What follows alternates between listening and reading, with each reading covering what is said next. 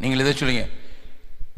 நற்கிரியைகளை செய்கிறதற்கு கிறிஸ்து இயேசுவுக்குள் சிருஷ்டிக்கப்பட்டு தேவனுடைய செய்கையாயிருக்கிறோம் என்பதை வாழ்ந்து காட்டுவீர்கள். நேற்றைய தினத்தில் சொன்னேன், தேவனுக்கு முன்பாக நிற்பதற்கு பாத்திரராக நீங்கள் காத்துக்கிறீர்கள் என்று. இன்றைக்கு சொல்கிறேன், நற்கிரியைகளை செய்வதற்கு ஜாக்கிரதையாயிருங்கள், அசதியாயிராமல் ஜாக்கிரதையாயிருங்கள். கர்த்தருக்கு ஊழியம் செய்யுங்கள். கர்த்தருக்கு ஊழியம் செய்யறதுன்னா ஆண்டவர் உங்க வீட்டு கதை வந்து தட்டுறதில்லை. அதனால தான் 25வது அதிகாரத்தில் மத்தியில நியாய தீர்ப்பின் நாளில செம்மறியாடையும் வெள்ளாடுகளையும் பிரிக்கும் போது ஆண்டவர் அவர்களை பார்த்து சொல்லுவாராம். என்ன சொல்லுவார்?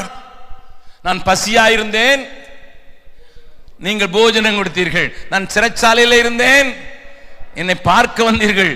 நான் வியாதியாயிருந்தேன், என்னை விசாரித்தீர்கள். நான் வஸ்திரம் இல்லாமல் இருந்தேன், என்னை உடுத்துவித்தீர்கள். எப்ப ஆண்டவரே செய்தோம்? இந்த சிறிய ஒருவனுக்கு எதை செய்தீர்களோ அதை எனக்கு செய்தீர்கள். ஒவ்வொரு மாசம் 2-3